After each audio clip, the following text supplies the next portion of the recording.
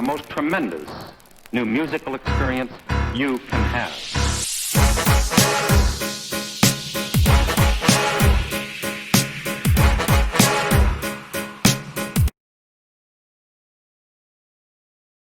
Hey, what's up, y'all? It's Logan, and I'm here bringing y'all this review to this newest Future and Lil Uzi album called Pluto and Baby Pluto. This is one we've been looking forward to for a minute now since we knew it was dropping. They've both had pretty big years altogether. Of course, Future with High Off Life being one of his better albums ever. Not quite on the level of DS2 or Monster, maybe, but I still have it as one of my top 10 albums of the year. And then, of course, Uzi finally dropped Eternal Take, which was amazing when it first dropped and kind of lost a lot of its replay value, although some of the tracks are still in rotation for me. And then Lil Uzi Vert vs. the World 2, which, you know, that's pretty good. Had some solid tracks on there. Again, still some tracks in rotation, but being that it came out 1 week after Eternal Take, it didn't have the same flair to me that that Eternal Take did. But regardless, I was excited for this one because these two do have good chemistry together. They do work well together. And, of course, they're two of the biggest names in trap music right now.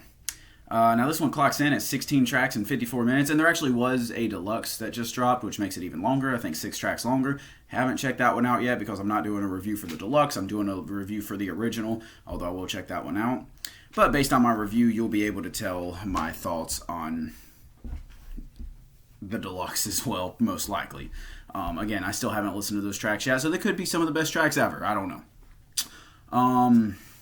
But we know enough about these two that we can go on with this review. So the pros, again, two of the biggest names in the game, specifically trap rap, who have both been very active this year. You got one trap legend with Future, already cemented himself as a top 5 trap artist of all time, in my opinion. And then you got Uzi, who's an up-and-coming trap legend as well. I say up-and-coming because he's not a trap legend yet. He's obviously not up-and-coming. He's one of the biggest names in the game, but he's not a trap legend yet, you know? But he is extremely consistent, always dropping solid projects where every single project is just as good as the last very often. Even if some people may feel like he's been overplayed this year with now 3 albums dropping. Again, their styles work very well together and they have good chemistry. I mean, it's good trap music, in all honesty. Now, if I'm going to get into the cons, Future himself has proven to be a better solo artist than on, and I don't mean in terms of features, but I mean in terms of group or collab albums, such as his album with Juice WRLD, which was good but not great. His album with Young Thug, which was decent but not good. And then his album with Drake, which was really good, but considering the two people that it was disappointing, you know? And at times it felt like one artist was carrying the other artist, and honestly, more often than not, I think Drake probably carried that one. But regardless, he has not proven that he can have a great collab album in the same veins of like Bad Meets Evil, Kids See Ghosts. I hate to compare it to albums that are so obviously not trap. Okay, to go out on a limb and say like Migos, I know they're not collab albums, but still they are 3 successful individual artists that started as a group, so, you know, stuff like that. Also, this one can at times seem very superficial.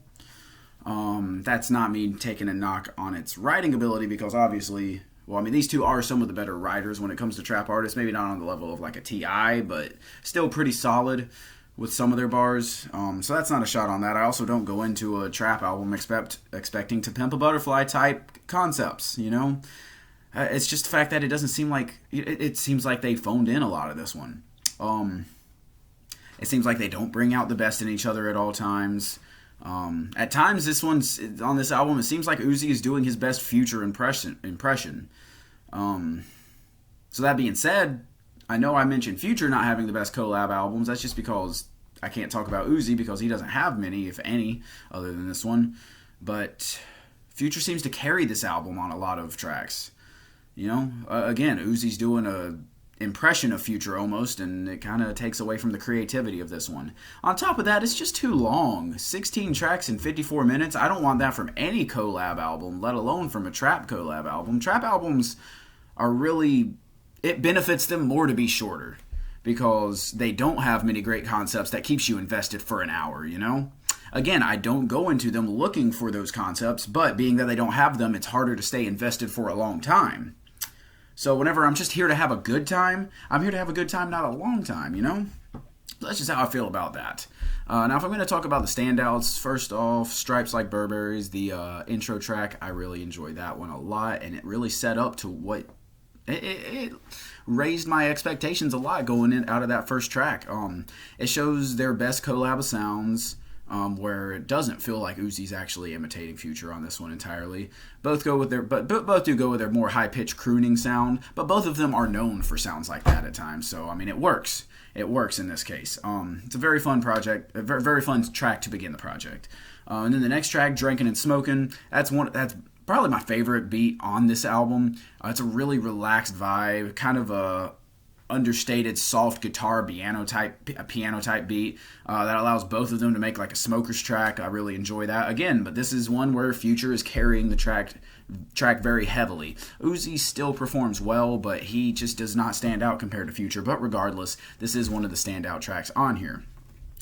I mean, but a lot of the rest of the album is just okay, skippable. I don't know, especially the end. This album starts off way better than it finishes. Stripes Like Burberry, great track. Marnie on Me, decent. Let's see, Sleeping on the Floor, I could leave that. But like, we get to Drinking and Smoking, that's great. But then we get to the end, and it's like Lullaby, that's just an Uzi track. And I do like the fact that they had just a Future track and just an Uzi track. But Lullaby, probably the worst track on here. And then you get to the very end, and it's like, I don't even remember these tracks hardly. And I listened to this album 3 or 4 times before writing up a review for it.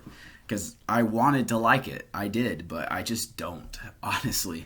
I love both of these artists individually, but they did not come together and give us their best work by any means. They could have done so much more here, but they chose not to. They chose to phone it in, it seems like. And it's just another example of a disappointing collab album where very often artists just feel like they can get by on the name recognition of the two artists and not bring out the best in each other. That's why albums like Bad Meets Evil, or specifically Kids See Ghosts, are such a gem to us because, again, you know, with Bad Meets Evil, those two already had great chemistry. Same with Kid Cudi and Kanye, but those two were bigger names at the time. Like, I know Eminem was the biggest name in the game probably when Bad Meets Evil dropped, but not many people were really talking about Royce except for real hip-hop heads. You know, everybody knows who Kid Cudi is, and everybody knows who Kanye is. So when that came out, and they both brought out the best in each other for an entire project, which was only 7 tracks, and that's my point with this one. I think, one, they didn't bring out the best in each other, but if they would have taken the best 7 tracks, this would have been a lot better, instead of stretching it out to 16, and now stretching it out to, 22 on a deluxe. That's just too much, and especially for a trap album. I mean, collab albums already aren't going to have crazy concepts because you're just trying to show off on each other and one-up each other the entire album, which is fun. But being that they're already not going to have crazy concepts, and then you add in the fact that it's a trap album, so unless it's like T.I. or maybe Travis Scott on Rodeo or anything like that, it's not going to have crazy concepts then either. So that being said, I know I feel like I'm crapping on this one. I had a good time with it. You know, there were some fun tracks. Overall, you can turn your brain off and just vibe with it. But at the end of the day, I got to go with the forgettable 6.5 out of 10 on this one. I don't know. I just don't see myself going back to... Well, I definitely don't see myself listening to the whole thing. I'll probably come back to Stripes Like Burberry a good bit, and then Drinking and Smoking if I want to relax some, you know. There's some good songs to put on in the car and drive to or something like that, but I don't see myself coming back to much else, if I'm totally honest, which is totally disappointing considering how good of a year Future's had and how active and solid of a year Uzi's had. I'm just disappointed altogether. That's all I got for y'all on this one. Make sure you hit the like button, comment, sub, hit the bell next to my name for notifications for when I post my next video. I appreciate y'all watching, and I will hit y'all up next time.